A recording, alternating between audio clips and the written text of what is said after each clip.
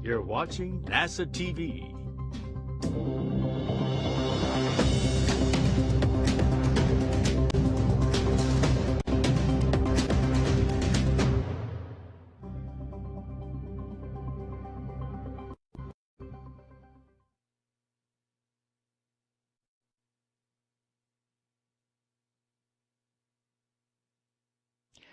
Good afternoon. I'm NASA's Gary Jordan. Thank you for joining us remotely to preview a set of upcoming spacewalks scheduled for Sunday, February 28th and Friday, March 5th aboard the International Space Station. They will be the 235th and 236th spacewalks in support of International Space Station assembly, maintenance, and upgrades. NASA astronauts Kate Rubins and Victor Glover are scheduled to conduct the first EVA, and Rubins will conduct the second with Japan Aerospace Exploration Agency, or JAXA astronaut Soichi Noguchi. This briefing will address the programmatic and operational significance of the spacewalks, as well as the detailed procedures. Our briefers today include Kenny Todd, Deputy Manager of the International Space Station Program, Marcos Flores, February 28th Spacewalk Flight Director, Chris Edelin, March 5th Spacewalk Flight Director, and Art Thomason, Spacewalk Officer for both of the upcoming EVAs. We'll first start with some initial remarks from each of our briefers before opening up for questions. We'll be taking questions on our phone bridge as well as on our social media platforms. If you're on the phone, please press *1 to add your name to our queue and to ask a question. If you're on social media, use the hashtag AskNASA. We'll now begin with opening comments from Kenny Todd. Thank you, Gary. Well, first of all, I hope everybody's doing well. Good afternoon. It just seems like yesterday that I was in the same spot doing the briefing. But since that time frame, we've not only done the two spacewalks that we talked about a few weeks ago, but we've also welcomed the new Russian Progress cargo vehicle to the station, in addition to a Northrop Grumman Cygnus module, bringing about 8,000 pounds of cargo to the International Space Station. So it's been a busy few weeks, but now we turned the corner and we're back to talking a lot about EVAs again on board. So anyway, we've got a set of two EVAs that we're going to do here at the end of the month and early into next month. We call them the IROSA EVA and the ISS Upgrades 3 EVA. The IROSA EVA primarily focused on getting ourselves in a position to be able to receive the new solar arrays that are coming to space stations later this year. So we'll install some structures that will allow us to put those solar arrays in place. On the Upgrades 3 EVA, we'll be doing, we have some ammonia servicing equipment that's been out for quite a while now that we deployed a while back, and we're going to go try to get that cleaned up and get it into its home, a better home for that equipment.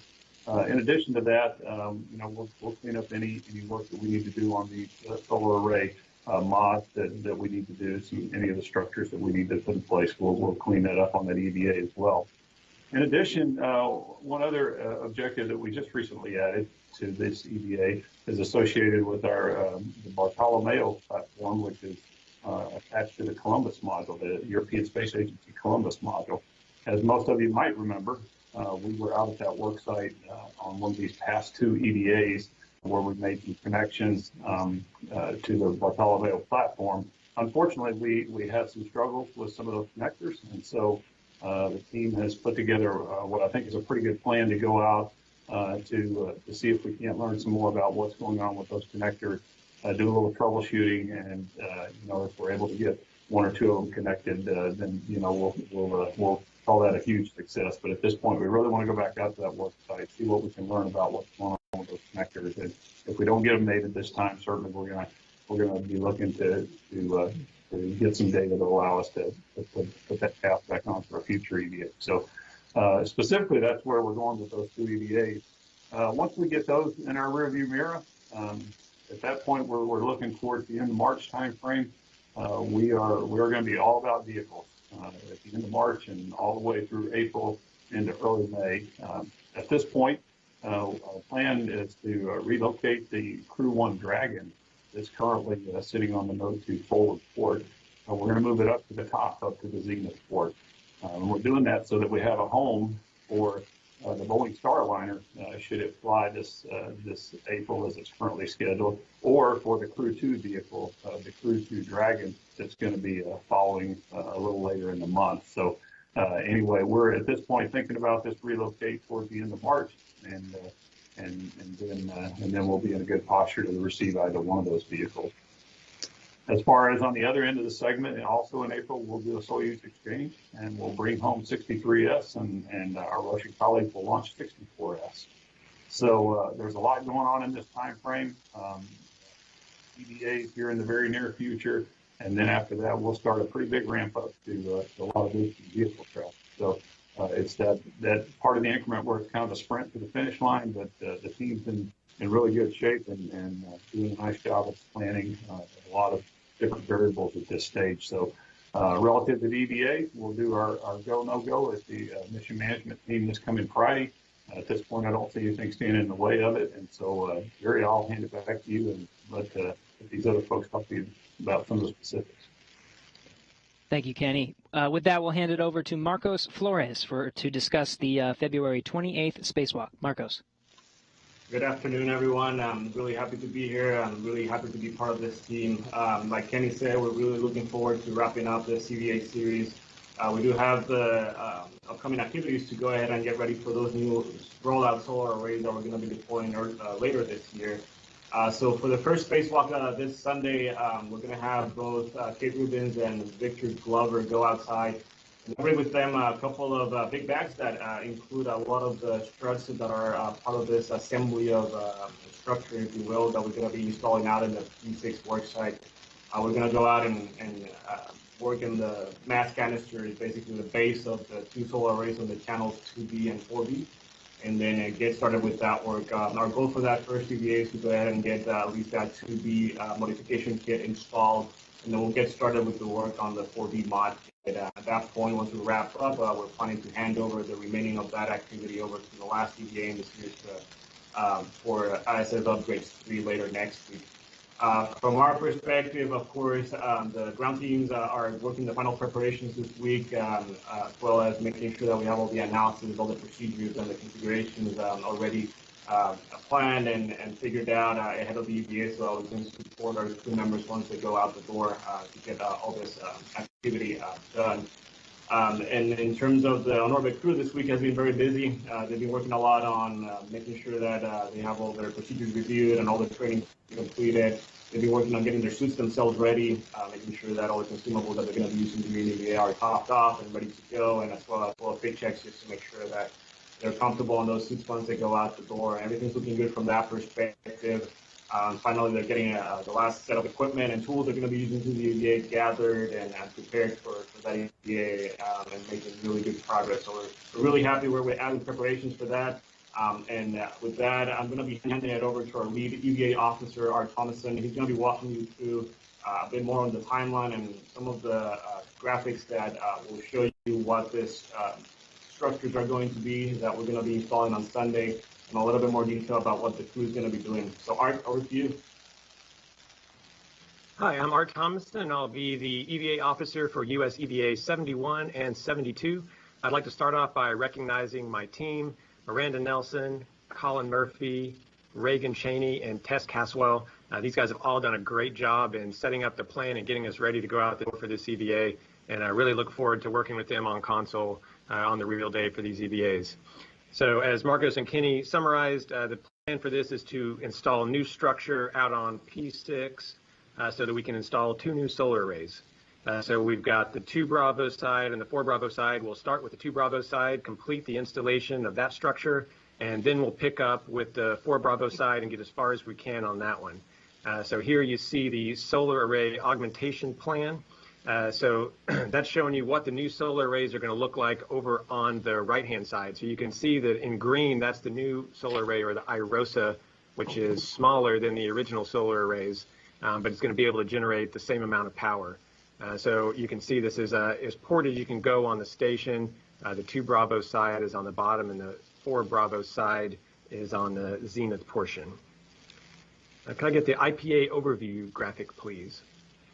So this is just another view that's showing how the solar arrays are canted out. So the neat thing about this is that you'll be able to generate power from the new solar arrays and the old solar arrays as well. And then if you see the zoomed in picture, the iROSA mod kit is what we're going to be installing. So it's the support structure that the solar arrays will eventually mount to. And let's kind of get the mod kit graphic. There it is. So this shows the structure that we're installing. The thing in the teal color is the mass canister. So we're going to be bolting this new structure onto the mass canister. We've got the different names for these, so I'm sure you'll hear in the video watch in a moment. I'll be referring to the two lower struts, the mid strut, the two upper struts, and then we've got the mounting bracket that the solar array is going to attach to. Back graphic, please. So unfortunately, this mod kit is very large and it doesn't fit out the door in its current state, so we have to bring it out in pieces, kind of like assembling furniture. You can see this bag here it's really great design because it's got straps that hold each component in its own place, so it's going to stay there until the crew's ready to take it out and assemble the next piece. The one piece that's missing here is the mounting bracket. It's going to go on top of this and then the lid will be shut. These bags are 8 feet long and over 300 pounds. So even though we don't have gravity to deal with in space, we still have the inertia and mass. And so the crew knows to be careful with this. And as they're translating out there, they're going to take it easy and make sure when they're turning corners and things like that, they help guide the bag, because this is a larger thing than what they're used to typically translating with. So I think that covers the general detail that I wanted to go over. But I've got a video that I'd like to show you guys now that walks you through step by step on what we're going to do on the EVA. For US EVA 71, EV1 will egress the joint airlock first. You'll see EV1 has the red stripes and EV2 the white suit. EV2 will pass out the two strut bags containing structure to support new solar arrays. EV2 will head out to P1, where he will install the anchor hooks for the crew's safety tether. Now this is what we call a slingshot, and will give them the 170 feet of length that they need to get all the way out to P6. At that point, both crew members will translate to P6 and install their respective bags on the 4 Bravo and 2 Bravo work sites. EV1 will translate back inboard and retrieve a portable foot restraint with a extension and head back to join EV2 at the 2 Bravo work site. EV1 will set up this portable foot restraint for access to the mod kit install and translate over to the bag, where both crew members will begin building what we call the upper triangle, which includes the mounting bracket, a left strut, and a right strut. They'll use their pistol grip tool to assemble that triangle. Once it's complete, EV1 will be in the portable foot restraint and EV2 will hand it off to EV1. Here you see EV1 installing this on the mass canister. There's a strong soft dock feature that will hold it in place. Once it's positioned in place, EV1 will use the pistol grip tool to drive 4 bolts. EV1 will then reposition the foot restraint for access to the left side of the mod kit. Here you see the mid strut on EV1's body restraint tether. EV1 will hold the lower strut while EV2 gets into position. They'll work together to install the left lower strut. EV2 will start off by driving the bolt with his pistol grip tool, and EV1 will drive the upper bolt that connects it to the mounting bracket. They'll then work together to install the mid strut on the left side. Here you can see EV2 driving 4 bolts that hold it to the mass canister, similar to the H fixtures that were recently removed. And EV1 will drive the bolt to secure it to the upper strut. EV1 will then reposition the APFR and get back in after getting the mid strut on her BRT. BRT standing for body restraint tether.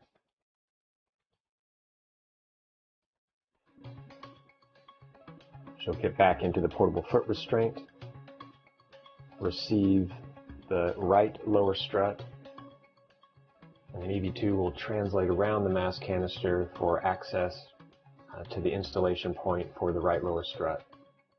Again, just like the left side, they'll be working together to drive their respective bolts with their pistol grip tool.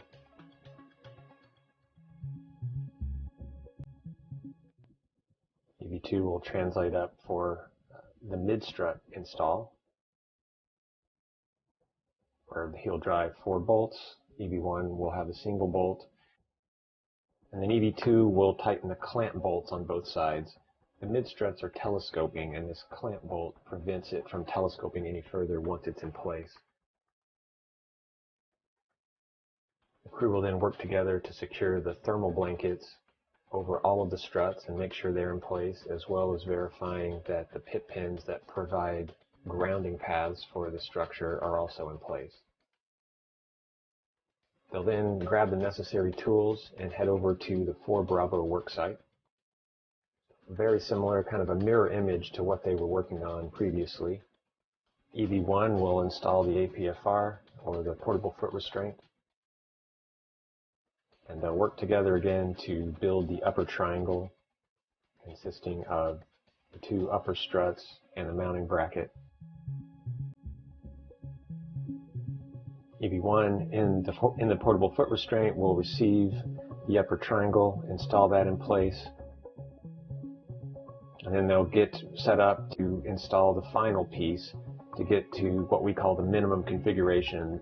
By installing this right lower strut, the system is now in a good configuration to leave it out and operate Space Station nominally.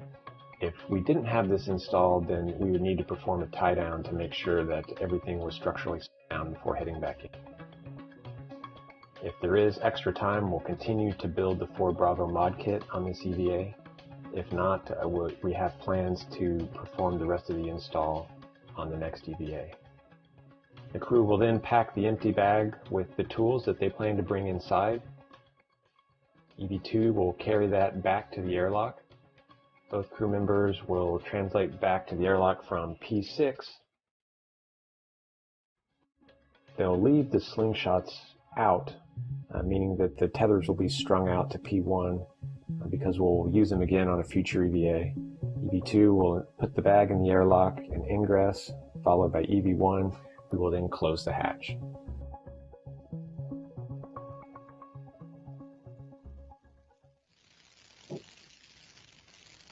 Okay, I'm back with you, and I have here with me a upper strut. So you can see that it's covered in multi-layer insulation, or a thermal blanket, if you will. This is the side that's going to attach to the center pad. I'll get that blanket out of the way so you can see that. And this is the side that's going to attach to the mounting bracket. So there's 2 bolts on this side. One of the neat features about the bolts is, if you can see, there's some black lines there. So once the bolt is fully installed, the crew will see that that black line is flush, knowing that they got it fully installed. On the ground, we'll be monitoring the torques and turns so that we know that they got a good install, but it's nice to have that visual indicator on their side. The blanket on it is kind of unique. The blanket is there to protect it from thermal extremes. But this one has something that's a little different. We don't have to Velcro it in place or tie it in place. We actually can just put it over the bolt once that's installed, and then it has integrated wire ties in there.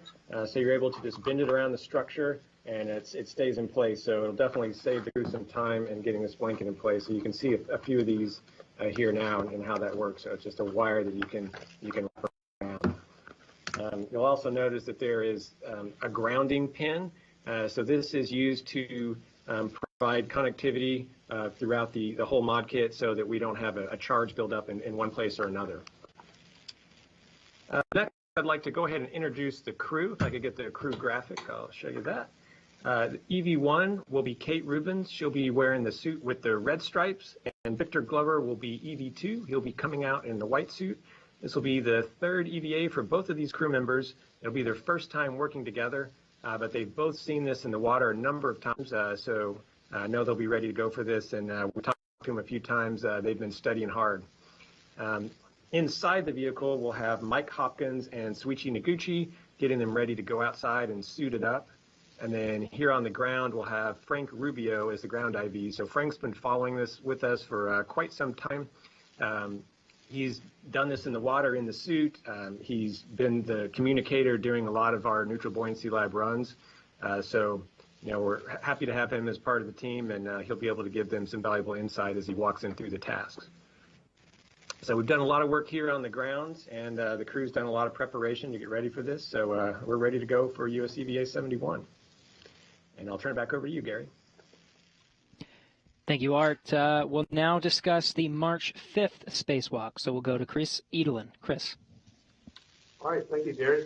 So we have a variety of tasks planned for the ISS Upgrades 3 EVA.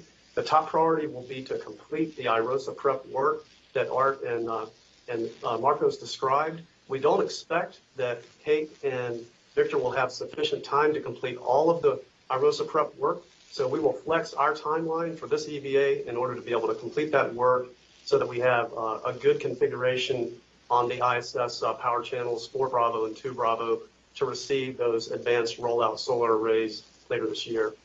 Our second priority task is going to be venting and relocating 2 ammonia jumpers. These are out on the Port 6 truss near where the IROSA prep work is happening. These jumpers have been used in the past to transfer ammonia between separate sections of the ISS external thermal control system. They've been used to troubleshoot leaks out on P6. So what we'll do is the crew will vent the ammonia out of these jumpers, hoses essentially, so that they can be safely handled. And then they will leave one on P6, so it's available for any future leak troubleshooting, and the other will be coiled up and relocated back to the airlock and stowed on an external locker on the airlock. So it's in a convenient location if we ever have to go out on the starboard side and troubleshoot any ammonia leaks there. Of course, when dealing with ammonia, extra vigilance is necessary because of the concern that if we got ammonia contamination on the suits and then brought that inside station, that could represent a potential toxic atmosphere situation for the crew inside station. So again, we'll be paying extra close attention to make sure that the suits don't get any contamination with ammonia, or if they do, we have contingency procedures available and the teams are trained to execute those to make sure that the crew stays safe with ammonia. Our next task after this will be to head back to the airlock and replace a failed wireless video system external transceiver assembly, or WETA. This is one of 3 WETAs located on the outside station. This is essentially an antenna that receives the transmission from the crew members' helmet cams, their wireless video cameras on their helmets. So just like we love watching this on NASA TV, we also really appreciate having this in mission control during EVAs to be able to have the crew members' perspective to see exactly what they're working on. So we definitely want to replace this one WETA on node 1 that failed towards the end of last year, get this replaced so that we have good coverage for our wireless video system when we're doing spacewalks. Another task that we have planned is to route 2 Ethernet cables on the aft port 1 truss. This will be used for a future wireless access point upgrades on the outside station to accommodate payloads as well as future high-def EVA wireless video. So, and one other unique aspect to this EVA is we will have what's called the ISS experiment camera system mounted to the special purpose dexterous manipulator, or Dexter as it's commonly called. That's going to be mounted on Dexter on the station arm, and it will give us a 360-degree view of the EVA. Now, we won't have this video available in real time, but they will be capturing this video and making that available later for the public to see, to be able to sort of better experience what it's like on the outside station doing an EVA. So we're really looking forward to seeing those views. And then finally, we have a few other additional tasks that will be added to the EVA, depending upon how much of that content from IROSA prep rolls into our EVA. Kenny already mentioned the possibility of doing the Columbus connector troubleshooting. That's one of the leading candidates. So we'll be paying very close attention to what happens on IROSA prep EVA, the first EVA, again, to see what our final plan will look like. It's going to be a busy 5 days in between EVAs as we finalize our plan. And as Marcos already mentioned, the crew has already been studying, preparing their suits, and they're studying the tasks for both EVAs in parallel so that they're ready to go and that we have both a crew on orbit as well as the flight control team here on the ground, ready to execute 2 safe and efficient EVAs next week. So Gary, back to you. Thank you, Chris. With that, we'll go back to Art to walk us through the preparations and procedures. Okay, well, thanks a lot for the great summary, Chris. I don't have too much to add to that, but I do have a little extra detail that I'd like to talk through on the first task, which I think is the most complex. That's venting the ammonia jumpers. So if we could have the jumper graphic. So this shows the initial configuration of the 2 jumpers. So these jumpers are used to tie together the early ammonia system out on the port side with the outboard ammonia system that we currently use. So the jumpers were used on US EVA 33 to do an outboard fill. So we filled that outboard ammonia system. And then the plan here, as Chris mentioned, is we're going to vent both of these jumpers. So in order to do that, we'll disconnect the FH01 jumper, vent that, and we'll stow it on the vent tool extender bag. So this is a bag that we're going to bring back to the zenith part of the airlock. We'll have this jumper centrally located in the event that we need to fill the outboard ammonia system on the starboard side. And while we're there, we'll vent the FH02 jumper and leave it in place out at P6 in case we need to do a fill on the port side.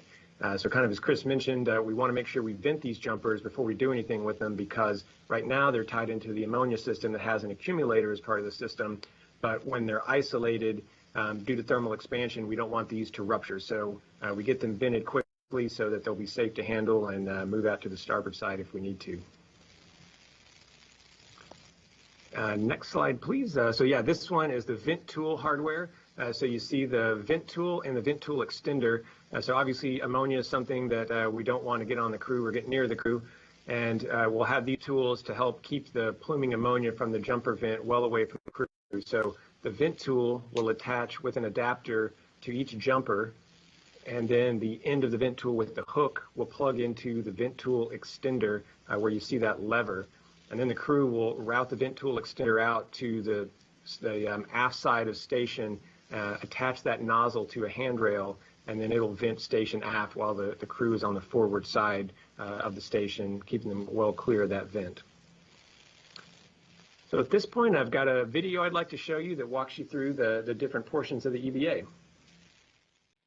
For US EVA 72, both crew members will egress the joint airlock, EV1 in the red stripes coming out first, followed by EV2. EV1 will translate to the top of the airlock and retrieve the vent tool extender bag and put it on their BRT. EV1 will head out to the work site, taking advantage of the tethers that were set up on the previous EVA. They will stow the vent tool extender bag on the truss and set up the vent tool. EV2 will begin work setting up the vent tool extender. This will set up a nozzle so that the ammonia in the jumpers that's vented will go station aft and clear of the crew. EV1 will start to vent the first jumper by mating it, and then closing the other end to isolate the ammonia in the jumper, and then opening it to vent it out of the nozzle of the vent tool extender. Once that's complete, EV2 will take the jumper and coil it up on the vent tool extender bag so that it can be relocated back to the top of the airlock and used for outboard ops on the starboard side. EV1 will vent the second jumper in a similar way, expelling the ammonia from that jumper and leaving it in place on the port side in case it's needed for an outboard ammonia fill. Then both crew members will work together to stow the vent tool and vent tool extender back in the bag. EV1 will head out to the 4 Bravo mod kit worksite to finish completion of the mod kit on the 4 Bravo solar array. EV2 will hand the mid-strut off to EV1, and EV1 will get into the portable foot restraint, and they'll install the right mid-strut together. EV2 working on the mast canister will have 4 bolts to drive with their pistol grip tool, and there'll be a single bolt for EV1. Repositioning the foot restraint, EV1 will retrieve the mid-strut for the left side, get into the foot restraint, and then get the left lower strut. This will be the last 2 components to be installed. EV2 will translate around the mast canister and get in position to drive the lower bolt on that strut. This is a pretty high torque bolt, so we'll need a good body position there, and EV1 will drive the upper bolt. EV2 will translate up the mass canister to install the final component for both mod kits. EV2 will drive this final bolt to secure it to the mounting bracket. EV2 will drive the clamp bolts to prevent the mid-strut from telescoping. And then EV1 will make sure that all of the blankets are in place to provide thermal protection, and also make sure that pit pins are in place that provide grounding for the entire system. Once EV2 drives those final 2 bolts, they'll begin cleaning up the work site. EV1 will get the foot restraint and stow that on the zenith portion of P6 to be in a good location for a later spacewalk. EV1 will get the bag and translate back inboard to the airlock. And that bag will be stowed back where it came from on the zenith portion of the airlock, but now with a jumper on top that can be used for the starboard side. EV2 will retrieve the bag and the width extender. This is an extension for the foot restraint. That extension will be stowed on the CETA cart to be used for a later EVA. EV2 will bring in the 2 safety tether anchor points attached to the end of EV1's safety tether and come back to the airlock, put the bags in place. EV1 will then hand EV2 out the WETA bag. WETA stands for WVS External Transceiver Assembly. This will be worked on later in the EVA.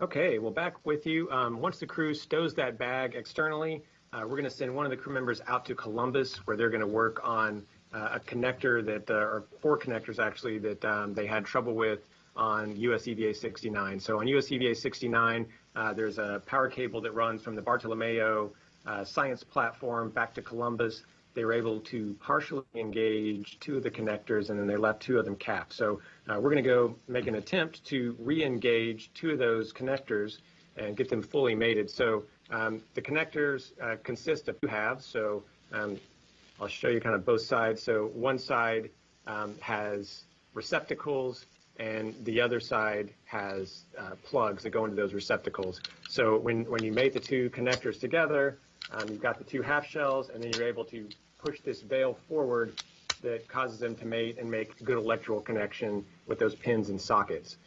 So what we actually were able to do on the Columbus Upgrades EVA, or US EVA 69, was get partially mated. So we weren't sure exactly how far those pins were engaged.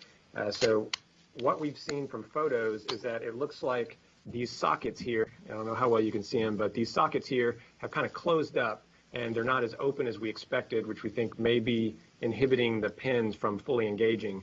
So we've got an EVA tool, which is similar to a pin in shape and size, that we're going to put in there in order to spread apart these tines in case they're stuck together in any way.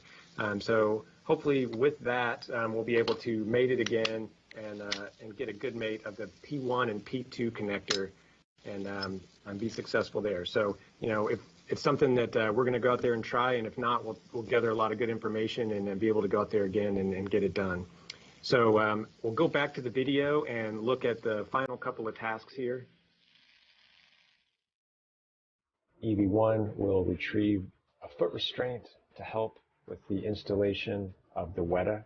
The WETA is basically an antenna that provides coverage for the wireless video system on the crew members' helmets. Once that foot restraint is set up, EV1 will grab the bag and ingress. There are 3 bolts that they need to drive to remove the failed WETA. We'll stow that on the bag and install the new one, driving 3 more bolts to put it in place and mate the connector. Once that's done, it will be checked out and verified that it works. EV1 will head back to the airlock, stow the bag and the foot restraint. EV2 will then head out to the CP9 worksite where they will be routing an Ethernet cable that runs out to one of our cameras. Once that camera is replaced, this cable will be connected to it so that it can become a Wi-Fi hotspot. They'll be using wire ties to hold it in place along handrail paths, as you see here. and that cable will be coiled at the base of the camera, again to be connected once a new camera is installed in that location. EV2 will translate back to the airlock, where both crew members will ingress and complete US EVA 72. All right, next I'd like to mention the crew for these EVAs. EV1 will be Kate Rubens again, and this time EV2 will be Soichi Noguchi. Kate will be EV1 wearing the red stripes, and Soichi Noguchi will have the suit with the white stripes. This will be the fourth EVA for both of these crew members, and their first time working together outside on an EVA, but they have both seen at least most of these tasks in the neutral buoyancy lab, so they're very familiar with them, and as we mentioned, they've been training already and are getting familiar with all the different tasks that may be coming their way. Inside the vehicle, Mike Hopkins and Victor Glover will be the ones getting them suited up and ready to go out the door. And then again, we'll have Frank Rubio on the ground as our ground IV. They'll be walking the crew members through all of these individual tasks. So, again, we have some flexibility here as to what's going to happen with this EVA, but we've got a number of tasks that are potted, so we'll be ready to go, see what happens on the first EVA and accommodate with the second one. So with that, I'll turn it back over to you, Gary. Thank you, Art, and thanks to our briefers for those initial remarks. We'll now open it up for questions. Again, if you're on our phone bridge, please press *1 to submit a question, and once your name is called, please state your name, affiliation, and to whom you'd like to direct your question. If you find that your question has already been answered, press *2 to withdraw it. On social media, please use the hashtag AskNASA. Let's start on our phone bridge with Camden Hall from the Talk of Titusville. Yeah, hi there. My question is for Kenny or anybody who feels that they can take it. Is the placement of the new solar arrays decided, and is that decision set in stone yet? Thanks. The placement of the new solar arrays, yes, we decided back early on in the program when we determined how many of these arrays we were going to get that we were going to outfit them in certain places on stations. So yes, at this point, we're putting them in the places where, quite frankly, the older arrays are the ones that have been exposed the longest. And so, yes, the locations are already predetermined. This next question comes from Marcia Dunn with the Associated Press.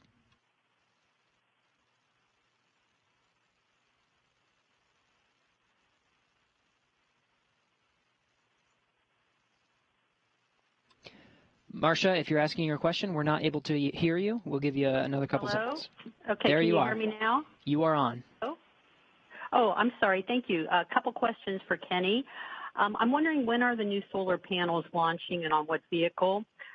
Why are you staging this first spacewalk on a Sunday morning? And I think it's even an extra hour earlier than usual, a real early bird special. What's the reasoning behind that? Is there any rush?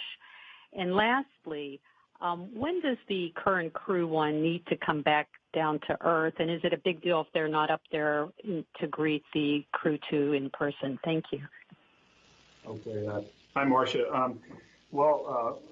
First of all, the new arrays will start arriving on SpaceX 22, which is coming up in early June.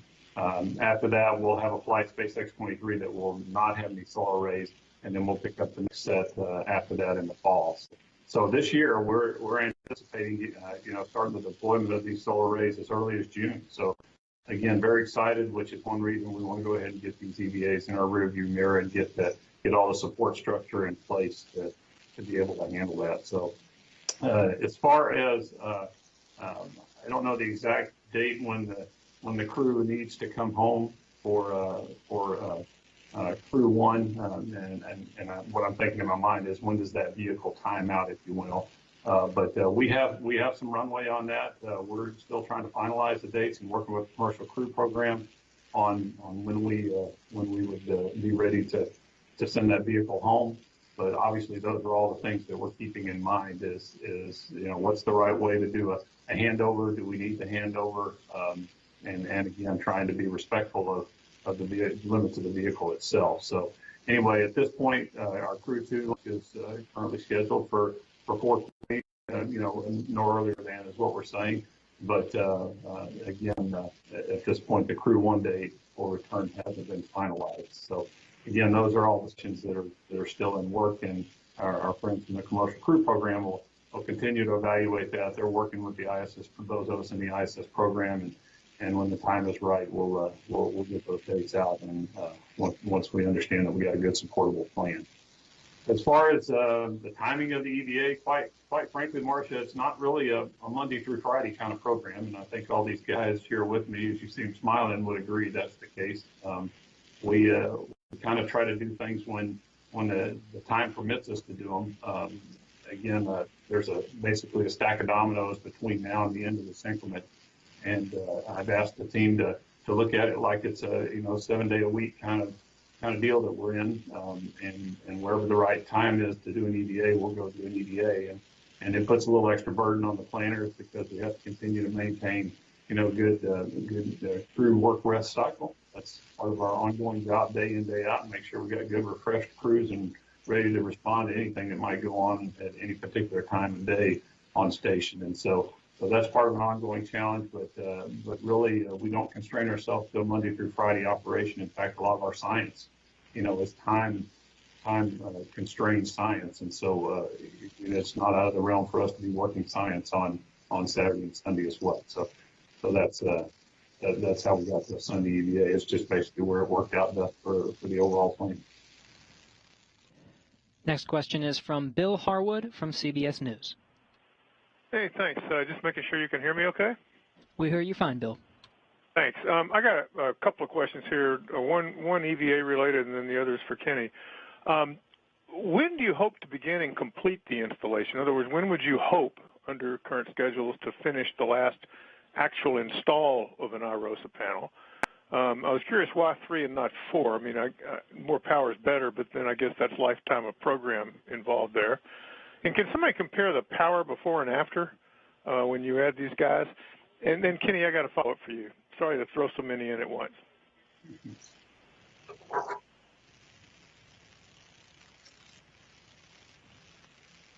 Yeah, and Kenny, I'll let you take those power questions.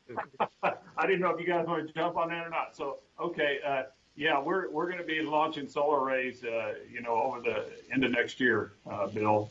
Again, trying to outfit. We'll take the power, I think, from about 160 kilowatts up to about 215 kilowatts. So as we look forward in the program and look at the amount of commercial users that are coming on board, that quite frankly are looking for power that we didn't even dream of back in the mid 90s. And the technology really has gotten to the point in terms of power generation that we can do something like these rollout solar arrays, and they're not as big as the ones that we previously deployed, and yet we can get even more power out of them. So anyway, it just made good sense with regard to the program and trying to accommodate as much as we can all the different users that are coming on board. And so anyway, we'll get started this year deploying solar arrays, and we'll be doing it into next year as these flights are, as we fill out the manifest for next year. So anyway, that's the thinking. That's the increase in power that we're expecting. Thanks. And Kenny, if I could just follow up one more for you. Looking ahead to the Soyuz crew rotation, when do you expect a decision on a U.S. astronaut riding up on the Soyuz? I was wondering if you could tell us a little about the arrangements. They seem a little hazy to some of us on the outside, and who the candidate is. I mean, I know you guys obviously know who that is, but if you could tell us anything about that, I'd sure appreciate it. Thanks. Yeah, Bill, unfortunately, I'm not in a position to be able to clear up your haziness as it relates to the seat. That's from our perspective, that's an active procurement right now, and really just not in a position where we can talk about it. There's a synopsis out there on the street. Everybody's seen it, and by definition, that puts us in the realm of an active procurement that, quite frankly, we just can't talk about at this point for a lot of details. But as soon as we get on the backside of that, certainly we're going to make that information available to everybody. Next question comes from Mark Carreau from Aviation and Space Tech. Yes, thank you. I'm going to follow up on Bill Harwood's question about the ROSAs. Can you can you tell us which power channels at this point are going to be augmented with those? And maybe it's just the oldest solar panels or solar modules, but I just want to double check on that. Marcos, if you're able to answer that one. Sure, I at least know about 6 of them. I think we're planning for 6 out of the total 8 arrays. I can tell you right now, at least for the first EVAs, we're looking at 2B and 4B. I do know that some of the inward channels are going to get some of them as well, including 3A and 4A. I'm a little bit hazy on the other 2, but I do know that at least 6 of the 8 arrays are going to get the new upgrades for sure throughout the next year. That's the number that we're on right now. 6 of 8 we'll have, and that's what we procured. And again, same thing, Mark. We're gonna target the arrays that have been up there the longest and have had the most exposure. Will the additional power give you some new capability in terms of something specific on the space station that's not there now that might be oriented towards future deep space, or is this kind of just going to be a capability you have and you can kind of figure out who gets to use it as you go? That's correct. You're right on, Mark. At this point, it's more of a robustness type of increase.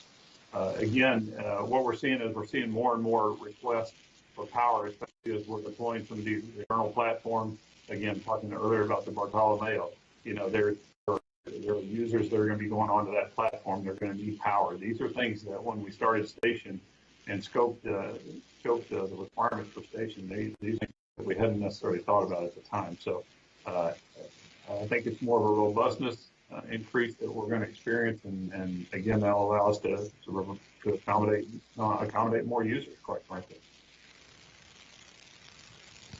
Next question is from Hanneke Waitering from Space.com.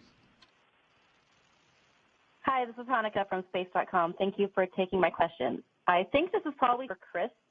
So I read that the astronauts might be installing a stiffener on the Quest airlock's thermal cover, and I'm wondering, is that still on the docket for the March 5th spacewalk? And also, can you talk a little bit about what exactly the problem was there and why this type of a fix is necessary? Thank you. Sure, I'll take that question.